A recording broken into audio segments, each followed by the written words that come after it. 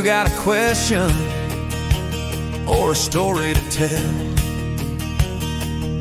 from the smallest town to the big city belle,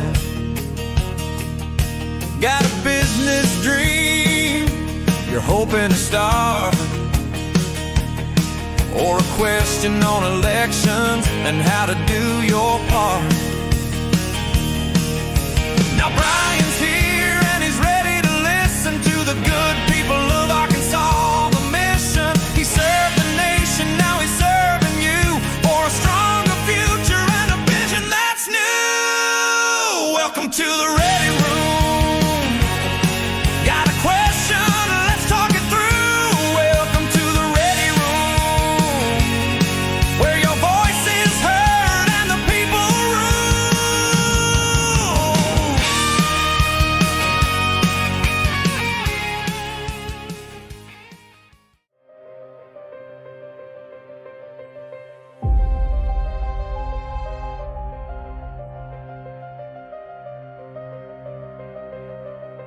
In every mission, there's a moment before the action begins.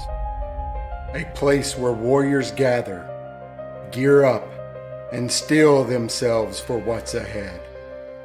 I'm Brian Norris. Welcome to the Ready Room.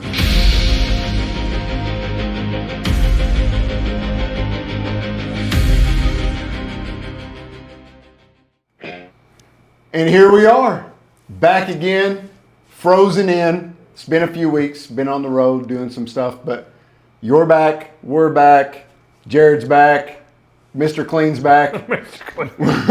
we're ready to go for a good time, and we actually got some stuff to talk about concerning Arkansas politics. Went through some stuff, put it on the description.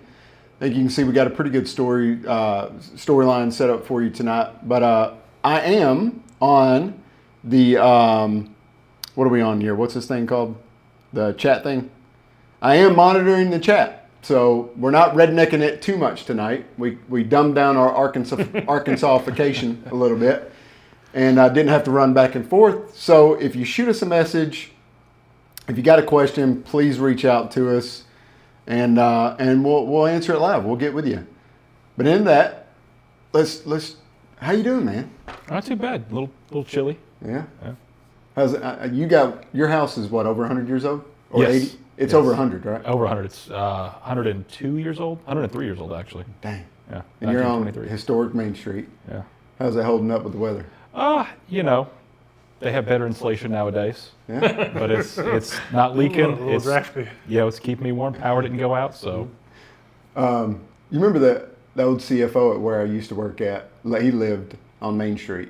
Yeah. And he said he brought an inspector out because his heating bill was so high in the winter. And he was like, look, man, you're heating up your home and then the next 10 feet around your home. Yeah. Yeah, that's about how it is. It's single pane windows. Yep. You know, all wood, all that stuff. Cellulite insulation and. They're beautiful, Yeah. historic, but they come with their own problems. Yes, they do. You got like a cistern under your house too, or something. You said, right? No, we need to put like a sump pump in because it's the way our house is on that slope. All the water kind of pools under the house. Oh, that's less than ideal. It They is. didn't worry about that back then. Yeah. No. Well, back then, my house was probably sitting 5 more feet up the hill. I think over time it slid down a little bit. I worry about that where we're at, up on this ridge, especially like where my house is. Yeah. Yeah, yours is a bit steeper than mine. Yeah, I do worry about it, but I mean, it's been here 44 years now, 45 years. Yeah. So whatever. What's up with you, man? Working. Tired of this snow, Yeah. for sure. You had the best quote today when you sent me. What'd you say? You ain't got to worry about me moving up north. It was just out of the blue, random. Like we weren't even texting back and forth, and I looked down at my phone, and that's what I saw. I was like, "Yep, I bet he laughs at me all the time. man, you're awesome, bro. You're awesome. It should be a two-way street, man. Yeah. I mean, that's what dudes do. Laugh at each other. That's what dudes do. Every now and again, I'll get one of my old military buddies that'll pop in on social media and just start roasting me. And I'm just sitting, I get what's going on, right? But I'm just thinking of all the new people that I've met in Arkansas, like they have no idea, and they're probably all like, you know, And thankfully that we've gotten older and they've toned it down a little bit because it was freaking brutal back in the day with one another.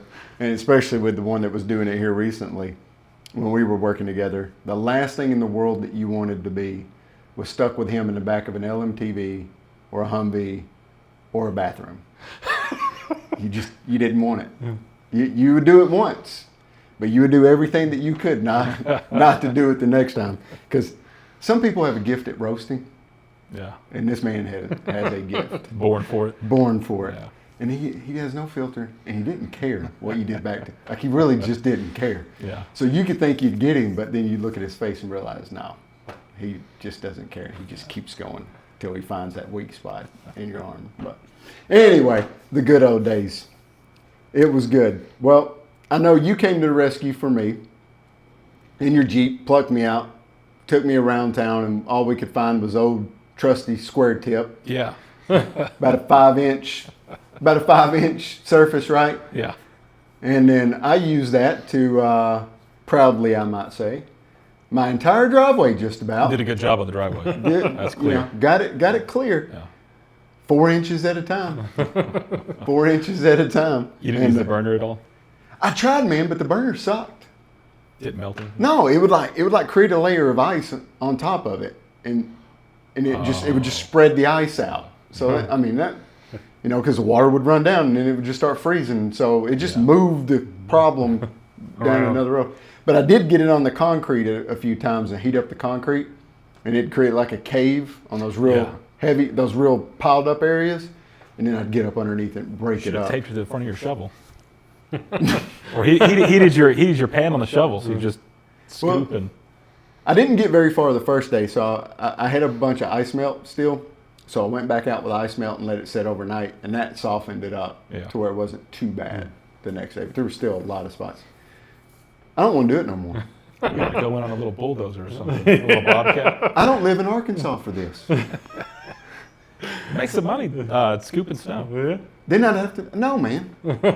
I'll pay you to come do it. I couldn't find anybody. You get it like a bobcat. You gotta get a bobcat beforehand, 6 months before. I'm okay, man. Yeah. You can keep that pocket change. I'll pay them.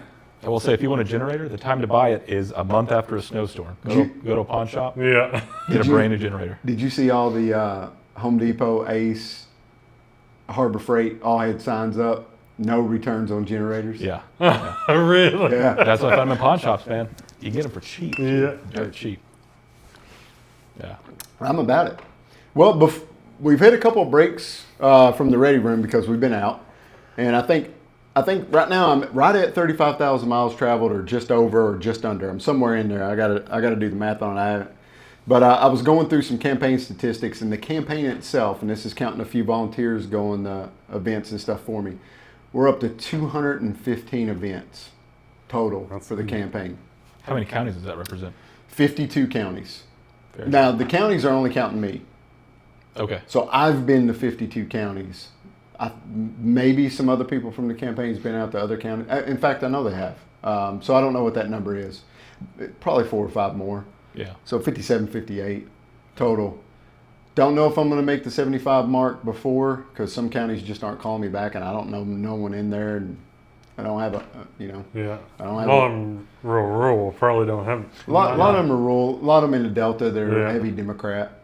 Don't want me, but I guess I could go and like sit at the city Yeah. hall across the street with a sign and be like, I'm here, take a photo and roll out.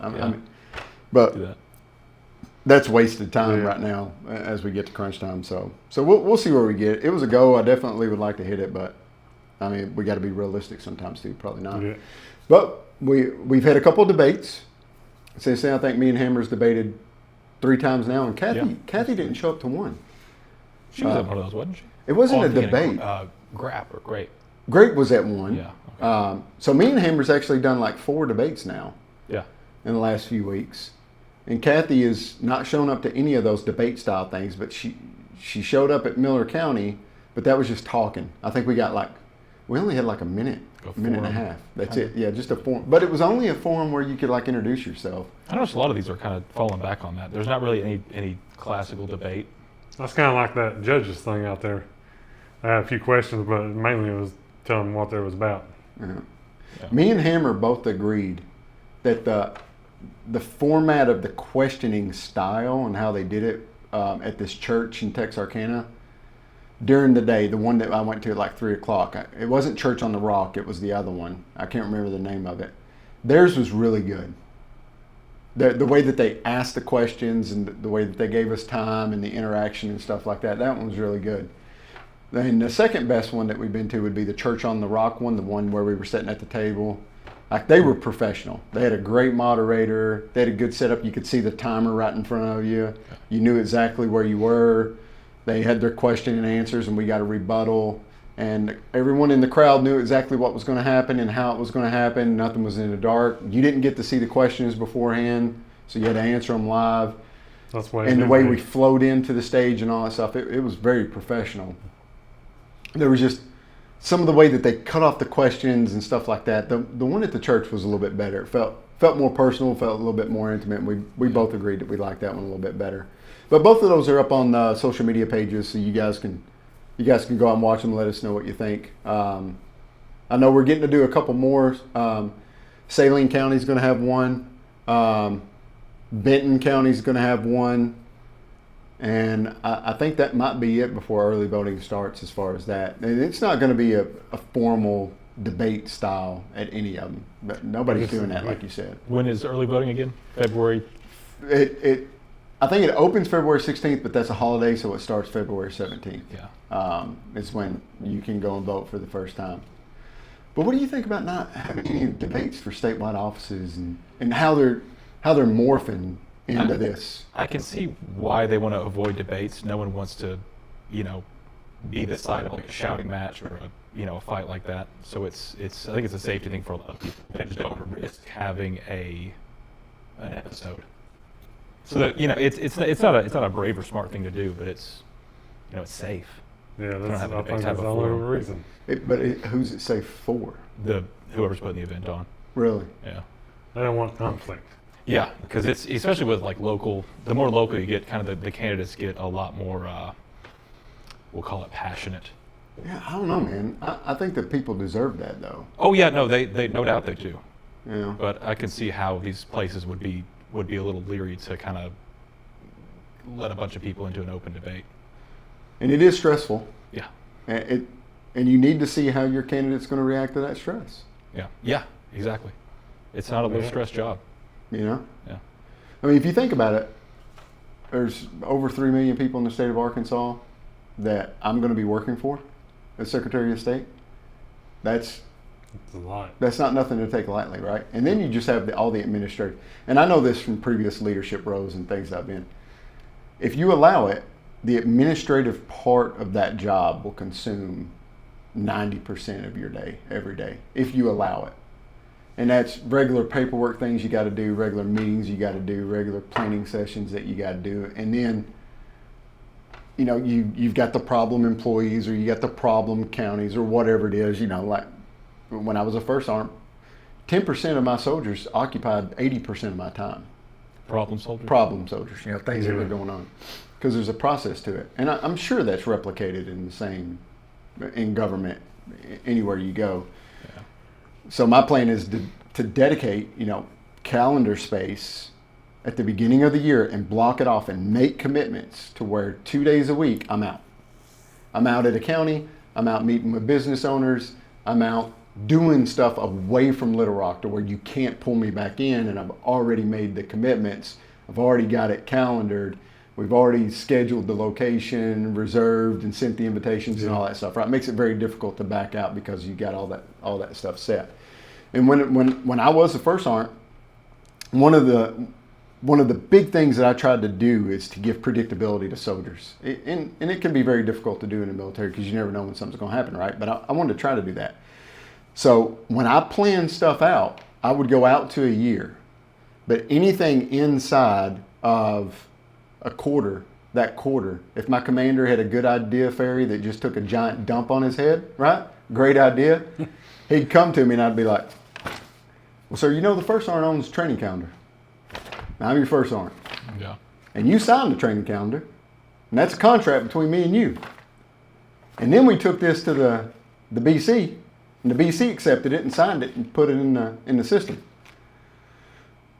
So you're going to have to let this good idea fairy set and mull around a little bit until about 98 days.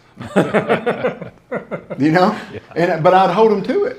And at first they wouldn't like it. But I'd explain to them, like, look, if you start doing this, think about the second, third order effects it is. We're gonna take away all these days to prepare for that, which is going to push everything else back, which is going to push everything else back. And then we got one or two options. Do we come in early, or do we work late, or do we work weekends, or do we work holidays in order to make up that time so that we can still meet what we have to meet to be combat qualified? Because that date's not going to change, you know? And that's the way I want to backwards plan from every election, backwards plan that out and drive to success on that, and just not let anything interfere with it, come up with a roadmap to success and just drive it there when it comes to elections. And then the businesses is going to have to be a little bit more fluid at first, but I want to get to that point. You know, with businesses, get to a point to where I know what people are wanting and needing in areas, and then start coming out with a regional roadmap, implement it, and start driving forward. And that way, give some predictability to them. Without one, you know, I'm working on it. We're communicating with you. You know what our plan is. You know where we're trying to go. You're not going to be left in the dark. We'll send you status updates. But there's going to be some fluidity to that until we kind of figure out the lay of the land, what people need, and all that stuff. So what is this? Tony Hammock says, the Pareto principle 80-20 rule states that roughly 80% of the outcomes, results come from 20% of the causes, inputs, and efforts. You are absolutely right, Mr. Hammock. Thanks for tuning in, brother. We appreciate it. Good seeing you. And so, yeah, I think that's the only, and that's also only one of the ways that you can keep yourself honest too, right? Like, what do you do at your work to do predictability and stay ahead? Because I feel like a lot of Americans in their personal life and in their professional life, I feel like they're always reacting to everything. They're never proactive. Yeah. You know? Typically, I have a physical notebook I write all my stuff out in. I'll plan my week out in advance. Thankfully, I don't have to think further than, you know, a few weeks or a few months. So, is there anything that you've done that you've seen as like solid success that you consistently, routinely do? As far as writing it down? Just to make sure that you're a little bit more proactive instead of reactive to everything. On that, I'd have to think. But I've been doing this since 2019. Just writing it down, keeping it all kind of streamlined like that. That's been. Do you bullet journal, or? No, I have graph paper. I'll make check boxes, and then I'll write what I need to do. You still writing in Chinese? Yeah. Trying to. How about you? You got anything personal wise? You plan out your vacations way better than I do. Yeah, I planned months before. And you're good to go. Yeah, I don't like rushing around and getting stuff done. I hate that. I do too. I don't like the stress. What are you stressing about? I don't know. I just want to make sure my people look at you and problems go away. Shit, I ain't messing with that dude. Yeah, until they meet me, I'm my old softy. But don't let the secret out before you start achieving too much success. Yeah. Well, let's get into some Arkansas stuff, man. We haven't talked about too much about the good old natural state. And one has to start asking the question. We tried to figure out what this phrase actually meant, and we were kind of divided on it, but I'm going to use it anyway. Our state motto is regnant populace, but when you look at some of the things that's been going on, it should read regnant emporium.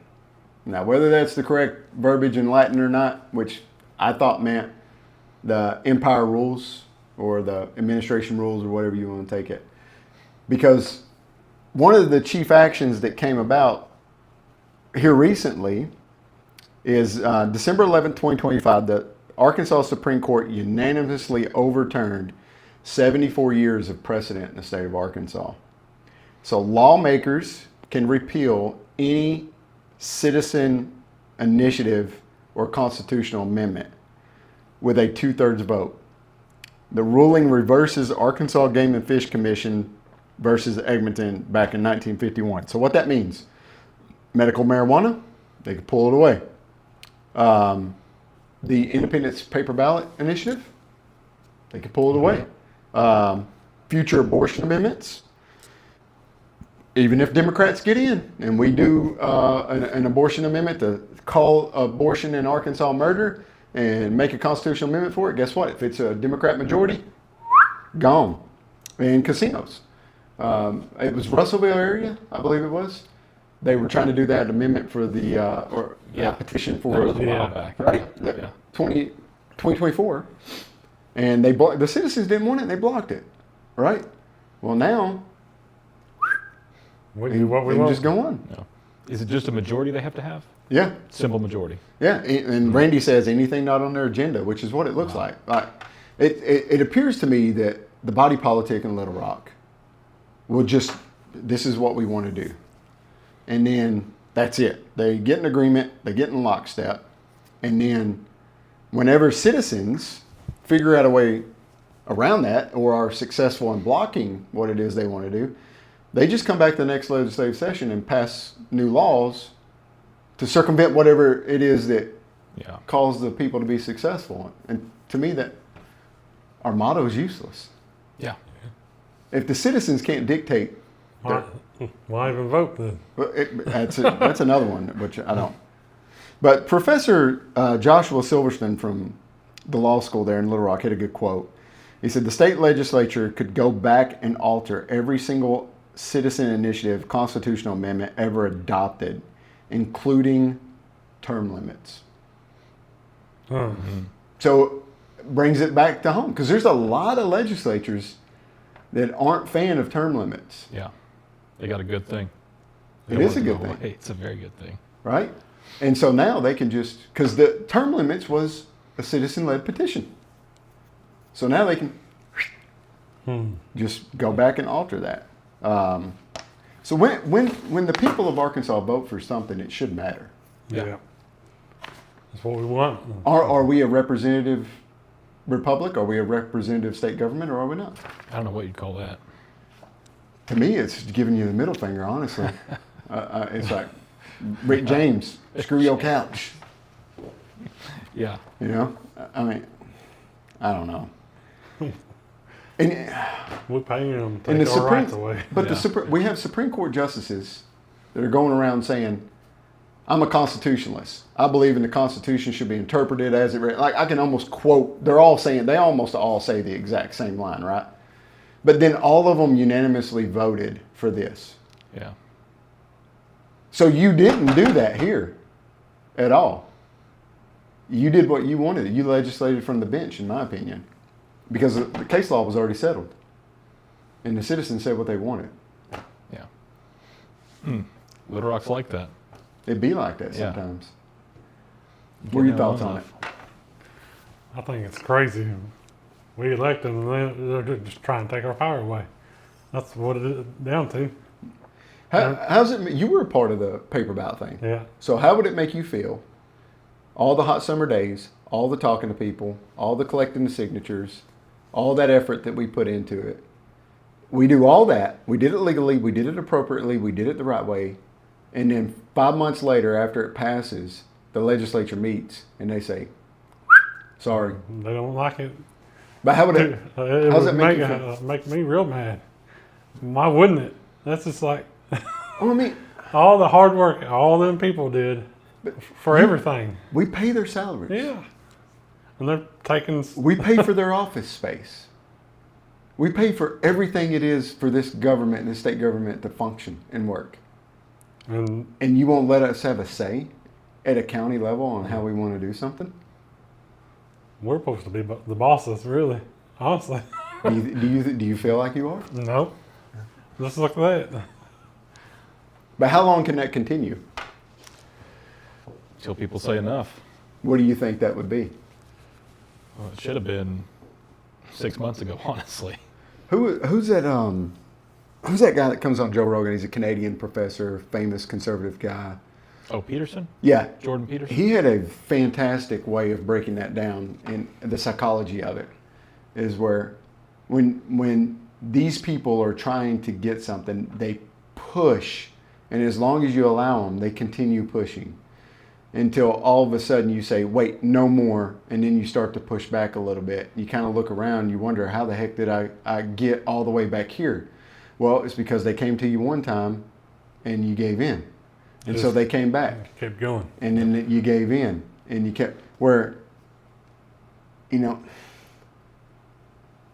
it's like dealing with a bully, dealing with someone that's out of control. If you punch them in the freaking face as hard as you can, They won't do it again. one or two things is going to happen. Either you're going to get in a fight and you're both going to hurt a little bit, but you won't fight again. And that relationship will forever be different after that. Yeah. Because both of you remember, there's a little bit of pain involved in this. Do I want to do it again? Or the problem is over right then and there. Yeah. But both come to an effective end. Whereas if you allow yourself to continuously be bullied over and over and over again until you snap and you shoot up a school, or you kill this dude, or you do something crazy, right? Or you kill yourself from it. Yeah. If you'd have just took care of the problem in the beginning, it would have never gotten to that point. Yeah. But people are so risk adverse to me it's passive aggressive. You know, people are just so passive aggressive. Like they'll allow something to go on and then they'll sidely make some remarks and then go on about their way, and then it builds and it builds. Yeah. And they never confront the issue until it's too late. Yeah. I think social media has a bit to do with that. It's easy to get on and say, you know, make a post, this is wrong, and then, you know, feel like you've done something. Yeah. But you really haven't done anything. You've made Zuckerberg richer, is all you've done. I love meeting people across the state now that's like said something combative to me and everything online, and then meeting them in completely different. Me, I don't care. Yeah. I mean, me and you send snapshots back and forth a lot of social media stuff, and, Oh, yeah. and you've read some of my replies, and I've really wanted to shoot back, and you've talked me off of that ledge because I can do it with the best of them. But you're probably right, which is why we have that relationship, and I appreciate that very much. But then after they've been so, you know, keyboard warrior, and then to see them in person, and they're just completely different. Yeah. And I'm not mean to them. I'm not being, but you can see it in their face. Like, oh, he's here. Is he going to say something about it? Is he going to bring it up? Is he going? Where are we going with this? You know what I mean? Like Yeah. it's crazy to me. It's giving me a whole new perspective on the whole social media stuff that happens. Yeah. It's just funny to me at this point. Whatever. It's another world. Yeah. It is another world. Yeah. And it's not reality, but it's becoming reality for a lot of people because they don't get out enough. Oh, yeah. They take it, I mean, so for some people, it's their lives. Their entire lives are on Facebook or Twitter or X or whatever. I'd go nuts. Well, what's happening in Minneapolis right now is a perfect example of that. Yes. You've got two camps that are living in complete different realities. They believe everything on Facebook. Yeah. That's why they're mad. And they're getting fed Yeah. everything that They want. and what's agreeing with them. And it's just getting worse and worse and worse. And to me, it's the public officials' fault. It's their responsibility Yeah. at every level. They had a chance to do a bit of it in 2016 and no one acted. No. Yeah. So we're at the point we are now. I think they're responsible. They're stoking the flames. And that lieutenant governor in Minnesota was called on the signal chat Yeah, directing people to go and do stuff. He was an admin on the Signal channel. I mean, you can't. The Civil War was started over something very similar to this back in the Union, with states defying federal law. Yeah. And we have a supremacy clause. The federal government is supreme. The federal laws are supreme. And we were discussing this too. And I said you can trace this back to marijuana. Because the moment the federal government allowed states to circumvent federal law and allow marijuana to be sold and distributed without any interference, was just taking a little bit without any pushback. And so they decided to go a little bit more. And now you got states that are like, why do we even have to listen to the federal government at all? Yeah. And then we're not a Dangerous republic. Very You know? dangerous territory. Very interesting to see how it plays out too. Yeah. Because what if California comes in and says, you know what, we're going to join with Minnesota and we're going to send our National Guard there? What if Washington State does it? What if Oregon does it? What if New York does it? You think there's a scenario where the National Guard where they would refuse to be federalized? Because if push comes to shove, Trump Absolutely. can say, well, you know, now the National Guards are under my I've exerted authority. I could see that. They can also say no. I could see they're not But legally they can't say that, but if you have a gun, you make the law. Well, laws are only as good as you're able to enforce them. Yeah. Yeah, like that guy had that gun. You gonna go up and hit a guy, federal agent, and not get in trouble? Yeah. You got a gun on you, man. Well, there's no respect for authority. Yeah, I know, right? First one. I mean, we used to say back in the day, you can't beat the ride, but you can beat the crime. You can't beat the ride, but you can beat the crime. Meaning, if a cop is coming up to you and he's going to arrest you, don't fight back. You can't beat the ride. Yeah. Take the ride, but you can beat the crime. But if you're there in that process and you violently go out against that officer, well, now you've just daisy chained the offenses with proof, and you're not going to beat that. You had a shot before, right? Yeah. Just keep your cool. Keep control of your faculties. Take the ride. Go to your booking. Have your day in court. You got a shot, right? Yeah. And if you really didn't do anything wrong, I mean, it's very difficult to prove someone guilty if you go to a jury trial. If you ain't got like hard-nosed evidence, right? But the moment that you assault that officer, or the moment you do something crazy, now the original thing that you were in trouble for doesn't even matter. Yeah. They got you. Yeah. You're done. You know. Yeah. And that's what a lot of people are failing to see. Protest all Peaceful. day long. Peaceful on the sidewalk. Well, I don't think you should be blocking roads. Nope. You know, I don't think you should be hindering people's ability to exercise their pursuit of happiness. Yeah. Because that's interfering with other people's freedoms. And you shouldn't be physically assaulting anyone or threatening anyone. Yeah. But I could see a situation in certain states, definitely Minnesota with Tim Walz, where he would try to forbid the National Guard being federalized. I could see him doing that. I definitely could see Gavin Newsom doing that. Yeah. Oh yeah. But it comes down to the soldiers themselves. I mean, I've had this conversation. I know you have, where they say, well, what would you do if the order was go door to door, start grabbing guns? No. Yeah. That's the thing. Yeah. That'd be a death sentence for you. I think. Oh yeah, I think so. Yeah. Well, it's encouraged that soldiers and airmen and sailors, everyone, say no to unlawful orders. Yeah. Tim Walz has kind of militarized that and painted all of Trump's orders as illegitimate. But you have a moral responsibility to, obey the law and obey. Yeah. Well, you have a UCMJ. Yeah. If you don't, you can go to Leavenworth. Yeah. I mean, Oh yeah. I've seen soldiers go to Leavenworth for disobeying lawful orders. Yeah. I mean that one in UCMJ is actually very quick. If you have a commander that issues a lawful order, now senior enlisted that doesn't apply to this, but if you have a commanding officer that issues a lawful legal order and you willfully disobey it or you refuse to follow it, you will go to jail. That one's quick and easy. That company commander could send you for a few days with the battalion commander's approval. I think like 14 days maybe. Just no trial, straight to. No trust, straight to it. And he can also convene a local courts martial where it's not, it depends on the level of the crime and what it depends on is how long you're trying to try that person, right? So if you're just sending him to 14 days jail, you can convene a special courts martial at the battalion level to where you just got senior NCOs and officers from your battalion that make up the panel, and they can send Muldoon to jail, right? Yeah. I think it might be up to 45 days on that one.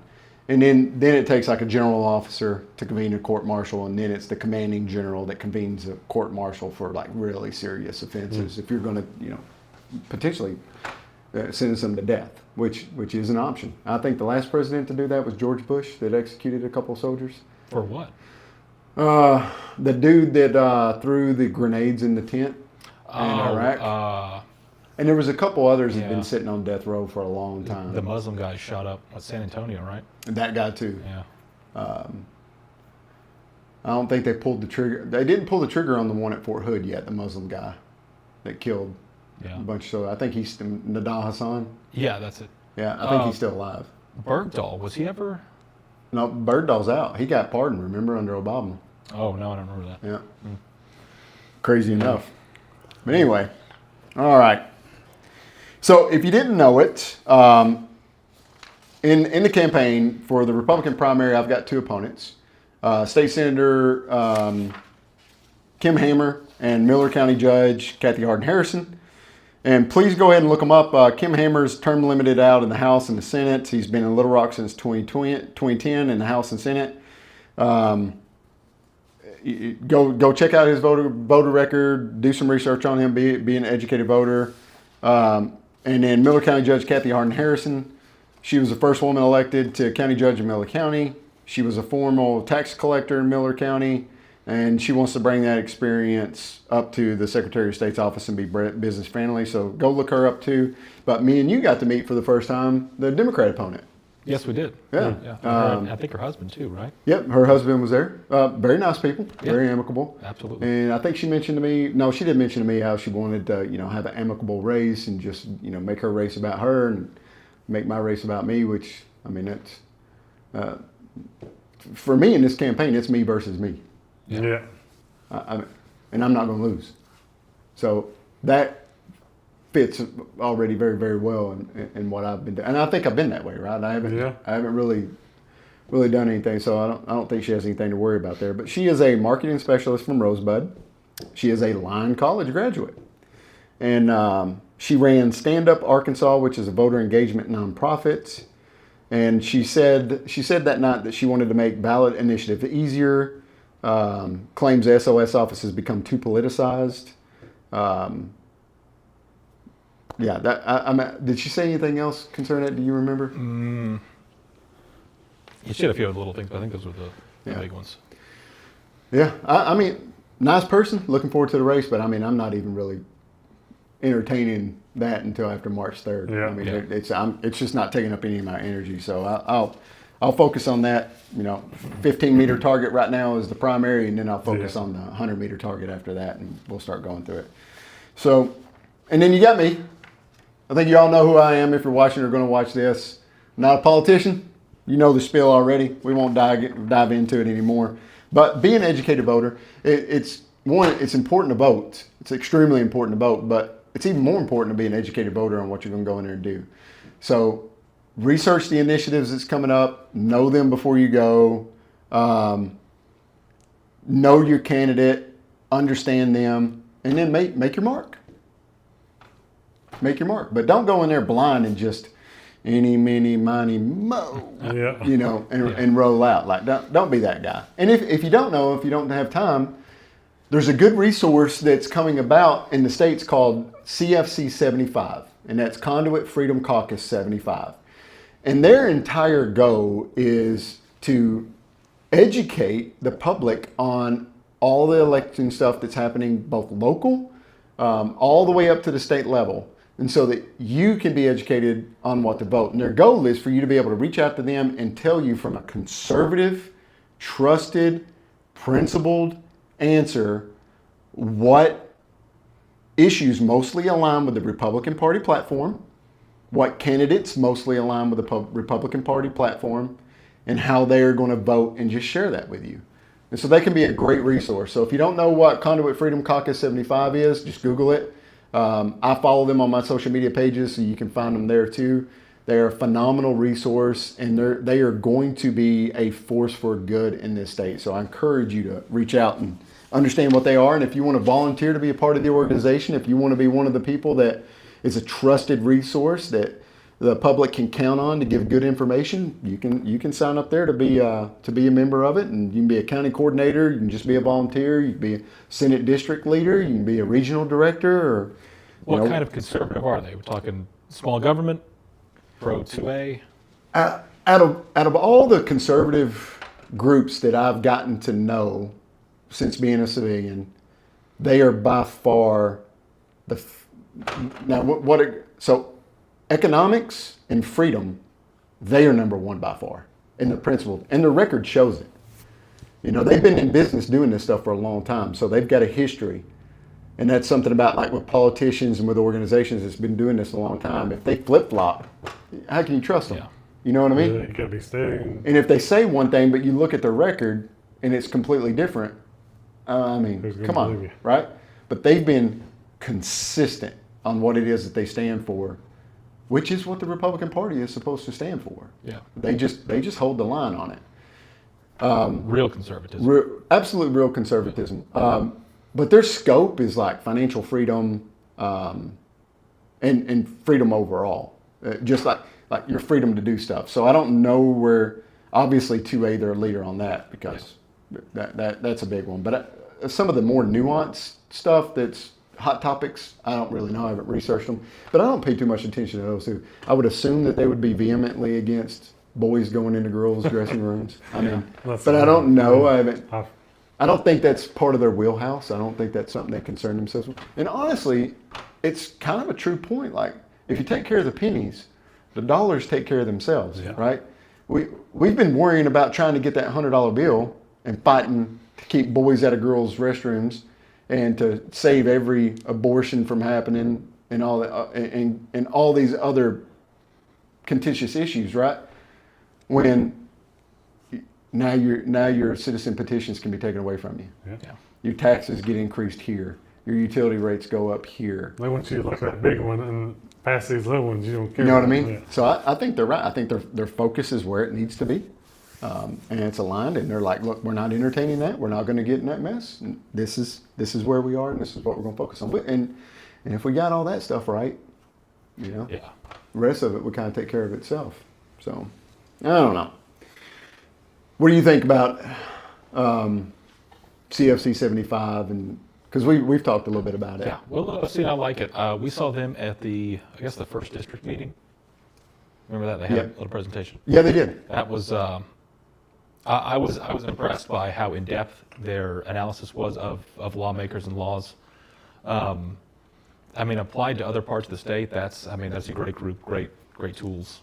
That's a big thing for Arkansas to have. Can you see them being a change agent with the goal that they've kind of set out, their public-facing goal? I can. I think right now, especially, it's a lot of, in the Republican Party, one of the issues is, what is the Republican platform and who's, is it small C conservatism, is it big C conservatism, is it, small government, bigger government? Can we vote to change the law that you enacted? Mm-hmm.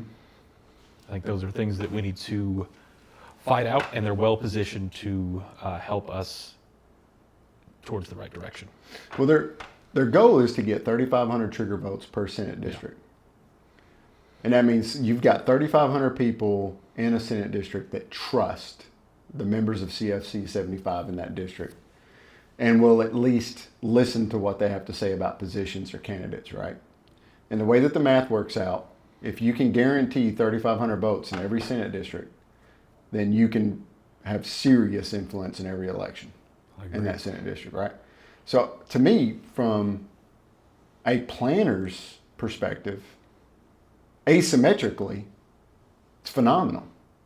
Because we've been fighting for so long to institute change via petitions, via candidates here, via rallying at a place. We've been doing that for a long time, even within the Republican Party. And in the Republican Party, they would, groups would come in and make headway in committees. They'd become leadership in committees. They'd make headway in the state RPA. But then the state RPA would just say, oh, that committee doesn't exist anymore, or we're getting rid of those people here. Or, even though that you guys follow the rules and you did everything the right way, we're not going to listen to your amendments at the committee meeting. There's no way you're not going to pierce that because they don't play by the rules. And if you're not playing by the rules, then you can't achieve success because they just change the rules or just ignore you. Yeah. So it's not going to matter. So this, asymmetrically, if you can get 5-6 senators who will toe the line with that group, you can stop everything through the legislature. Because there's only 35 senators.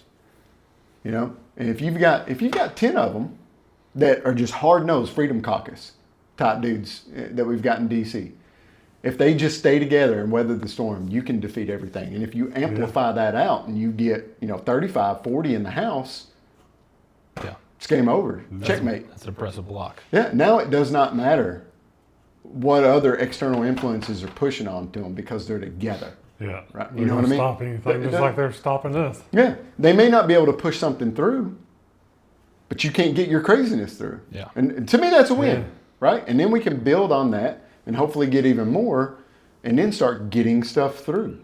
I think that check is not in place right now. No. And they've taken the check away from the people because that's really, we're the final check. We're supposed to be. Yeah, There's 4 branches of your government: judicial, executive, legislative, and you, us. Yeah. But this part never gets talked about. No, or listened to. And then it gets ignored. Yeah. Like this. So I think it's a phenomenal program.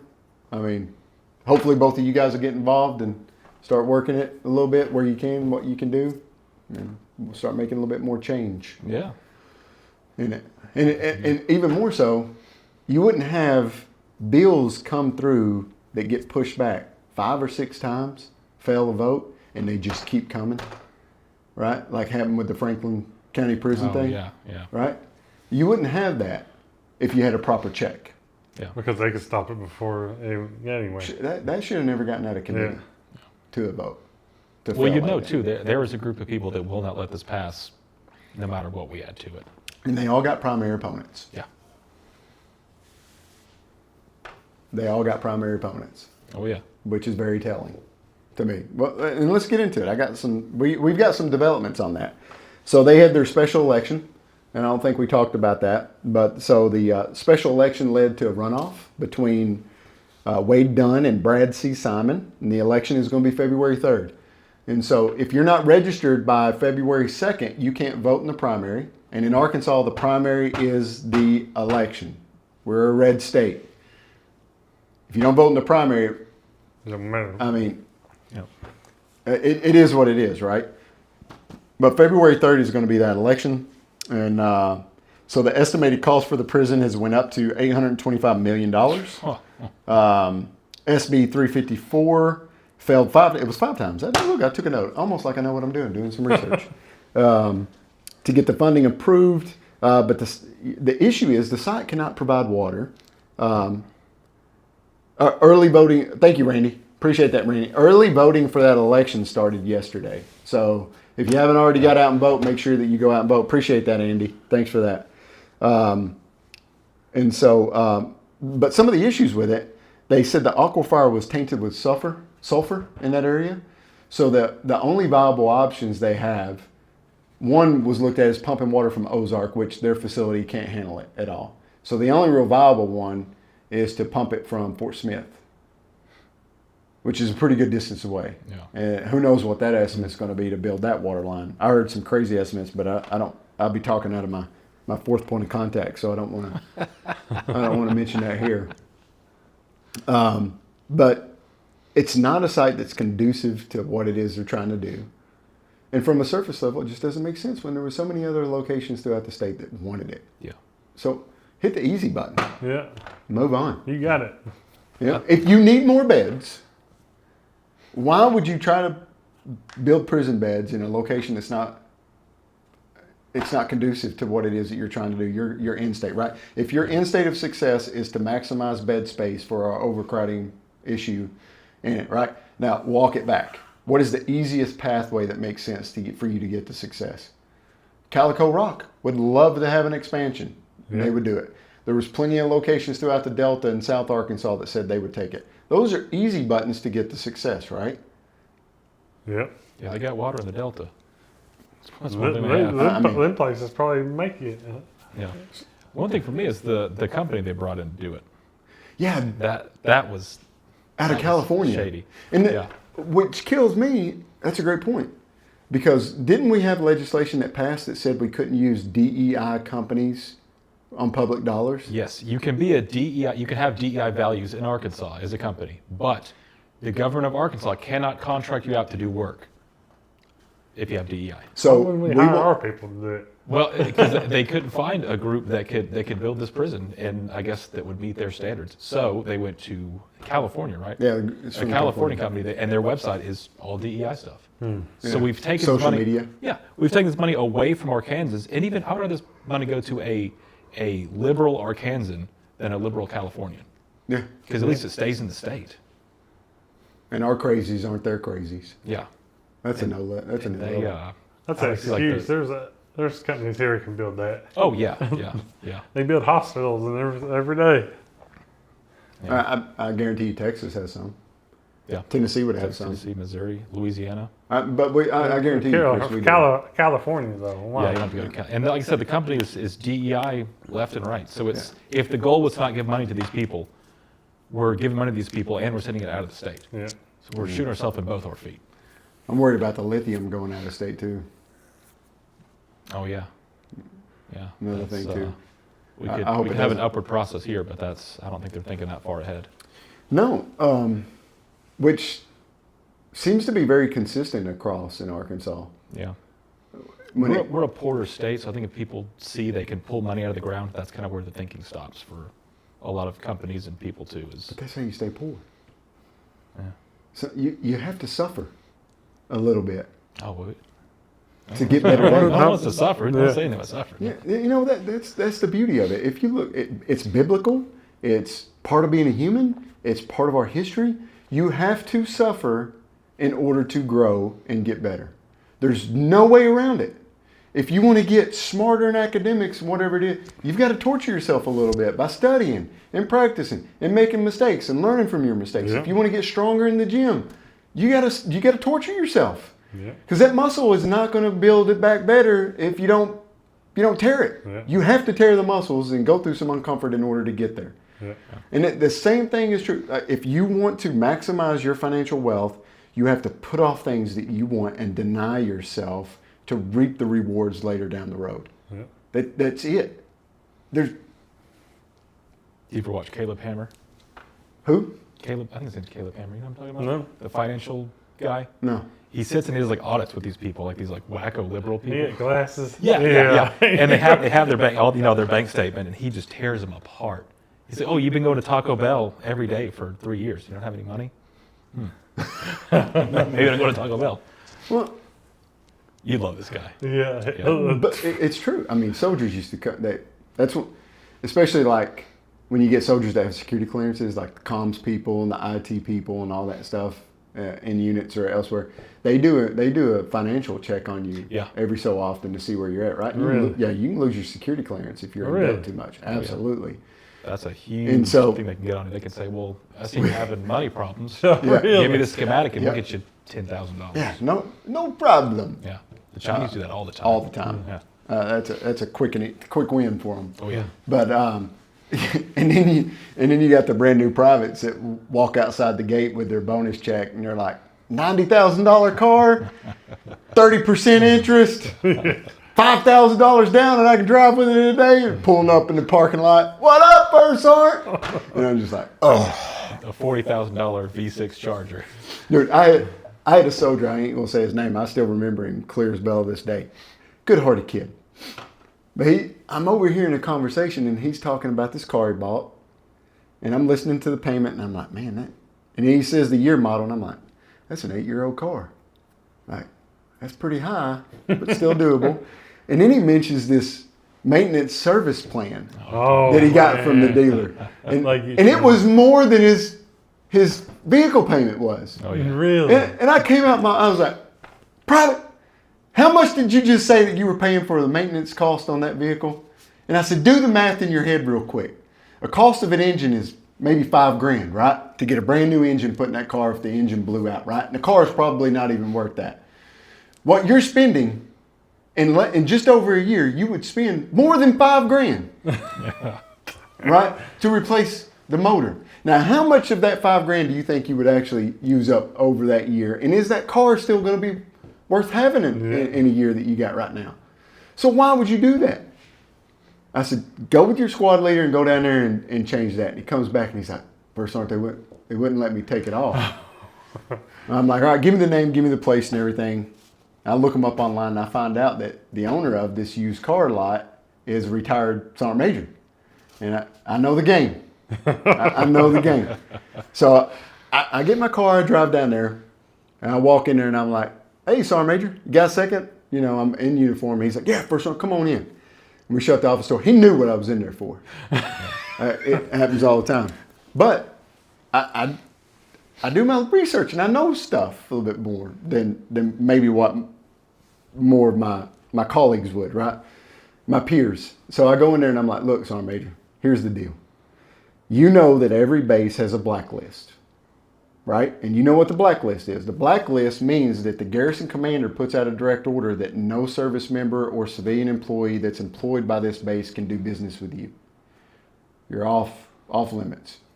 He said, yeah, I do. I said, all right, this private.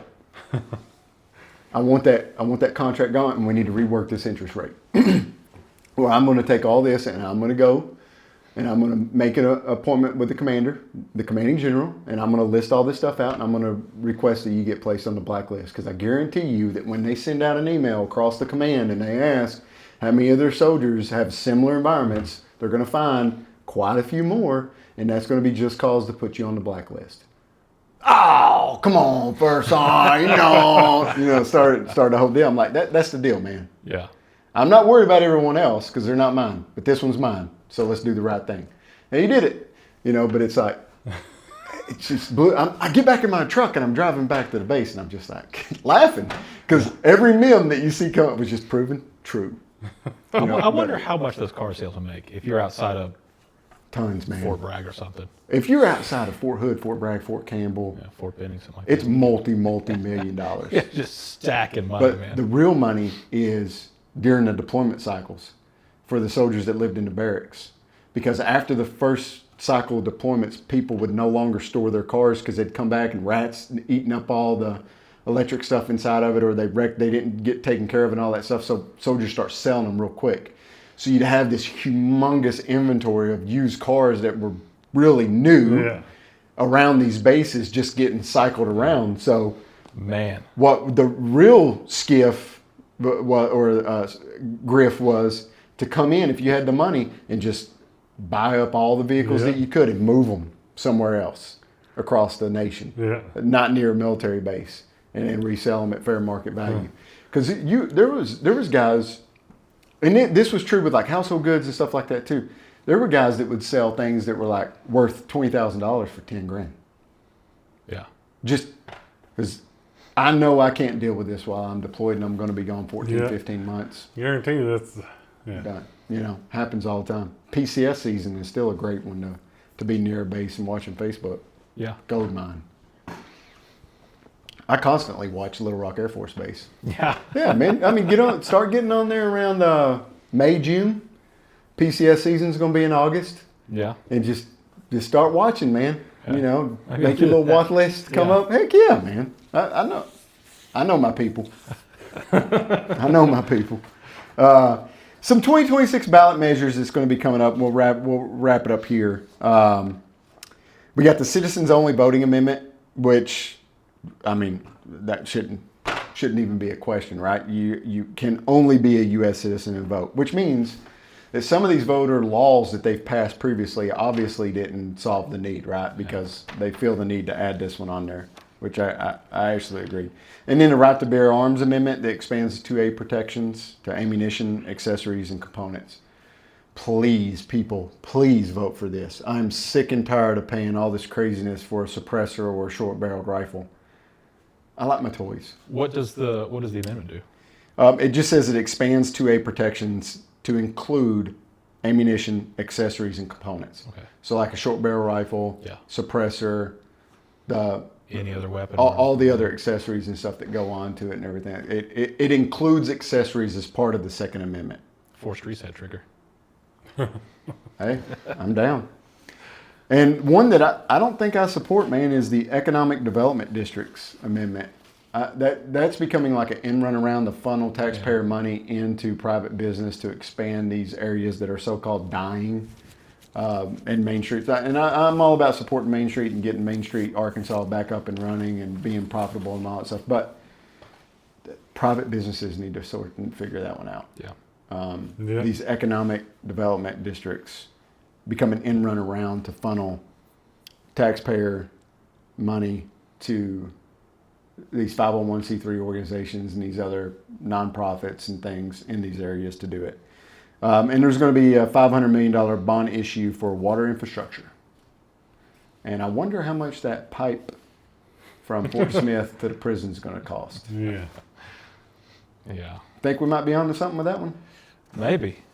I bet it costs about $500 million to run a pipe all the way from Fort Smith and to build up their water treatment plant to be able to supply the additional The pipe water and all need. the infrastructure, for a Californian company, it probably costs that much.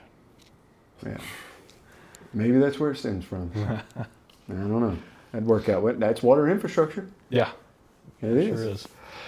There's also an initiative and referendum process amendment that would prohibit legislature from altering voter-approved amendments. Okay. I like that one. Yeah. So right now, as it stands, Supreme Court ruled that they can do that, but there's an initiative out there to to codify citizen-led petitions So they can't mess with so them. they can't mess with them. So 2 thumbs up for that one. And then there's another one, the Right to Government Transparency Initiative creates constitutional right to transparency. We already have a transparency clause in our Constitution. So, I mean, this one kind of, I'm going to vote for it because we pay for everything. We should be able to see everything. But is this going to include the voting machines? Because right now you can't see and do a forensic analysis of the voting machines. And they're supposed to be public. Yeah. Funded. So if this gets passed, does that mean that we're now going to be able to see inside these machines and do a forensic audit on them? They wouldn't let that happen. There's no way. No. Yeah. Well, the signature requirement for all these is 90,704 valid signatures. So the last 3 that I listed off are initiatives that are being led. So if those interest you, you need to reach out on social media and find out who is running these so that you can sign up to support them to get them on the ballot measure. And I don't know when their deadline is to get those signatures. So Mike Schickel said the reset trigger is already legal here. It is. Oh, Yeah. I'm assuming it's just they're adding protections for it. okay. Just like ammunition's legal, all that other stuff. Awesome. So they need 90,704 valid signatures. So if that's something you want to support, those 2 that I said, the Right for Transparency and the initiative referendum, find somebody out there to vote for them or sign them and get them on the ballot, and then we can vote and choose on them. I mean, those 2 are good, I think. Yeah. I like it. All right, so voter registration is February 2nd.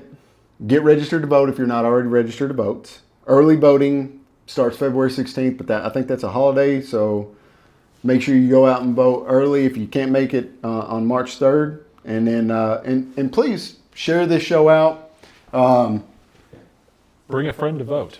Bring a friend to vote. Get young people out. And I want to add on to it. I want you to take a picture of your ballot before you put it through the tabulator.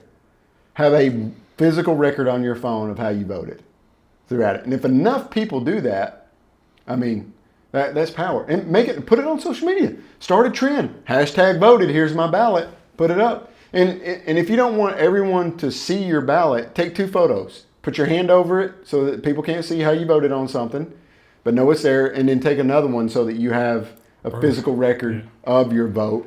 And if enough people start doing that, then we don't have to, that's transparency. Yeah. If enough people are doing it, we can do some data forensics on social media and figure that out. Crowdsourced transparency. Yeah, crowdsourced transparency. So, I mean, sometimes you have to adapt and overcome. I think that's a phenomenal way to make sure that the elections are being run appropriately because, like Reagan said, trust but verify. Yeah. And if enough people do it, if you get 100,000 people that do it, and then and all of those are one way, just hypothetically, right? And then they say someone else won with more, but you can prove right then and there without a doubt, just based on those numbers that it was wrong. So that would be ideal to have that resource. It'd be phenomenal. Yeah. And hashtag it. All right. Make it easily searchable. We got to come up with a hashtag to make it easily searchable, so that we would know. Hashtag #MyBallot2026. Hashtag ballot selfie or something. I don't know. Ballot selfie. Hashtag ballot selfie. All right, let's get it going. Okay, well, with that, we're going to wrap up the Ready Room. We're going to get back on the road a little bit tomorrow, break from the weather. I'm going to be down in Little Rock, going to meet with a few people, have lunch. But outside of that, until this weekend, we really don't have a whole lot going on, but we're going to pick it back up next week. And I'm going to throw a bone out, too. If you're in Chase McDowell's district, look him up. Give him an opportunity to earn your vote. And also Christian Olsen that's running for Arkansas Land Commission. Give him an opportunity to earn your vote as well. Look him up, get educated about him, see where they stand up, reach out to him and ask them some questions. Because I think we have a once-in-generational, multi-generational opportunity to create substantial change in our body politic for you. Because from all the people that I've met, I can absolutely say with 100% certainty they're doing it for the right thing. Yeah. The absolute right thing. They're not looking to be something that they're not. And if you've got someone in DC that's really working for the people, and then you've got a Secretary of State that's driving hard to create generational wealth and be transparent and bring all this stuff, that is a huge team. That is a huge plus. And then honestly, with Christian and being the land commissioner, you're going to be treated fairly, and that's all you can ask. He's a tax collector when it comes to lands. I mean, it is that's his job, right? That's part of it. But you want someone that you can trust and be treated fairly. Yeah. Worked out. And I don't think you're going to be able to find a more honest person to hold that seat. Where's he from? He lives in Little Rock now, really? but I don't know where he's from originally. It might be different. But he's a good dude. Yeah. Gotten to know him. Got a beautiful family. Homeschools his kids. They travel around with him. Gotten to know his kids a little bit and his wife too. So, and to me, you'll know them by their fruit, man. Yeah. I mean, it is what it is. What it is. I mean, and he's got a solid family. Chase doesn't have a family yet, and I've been harping on him about that. I was like, the number one thing you can do in your life is to get married and have kids. Because all the rest of it don't matter. All the achievement that you accomplish in life, that's not going to be at your deathbed wiping your butt when you can't. You know what I mean? And are you going to care about that when you're dying, or are you going to look up from your deathbed at hopefully your wife created and your kids? That's what I like. And what you created. This is what I did. And I want to be the type of dad that my grown kids want to have a relationship with me when they're grown. Amen to that. And want to be in the room when I'm dying. And I want to look them in the eyes on my way out. Maybe not even be able to talk, but just know. You know what I mean? That's my goal. So Chase, I know you're gonna listen. Put a ring on it, bro. Find one. All right, love you guys. We're out.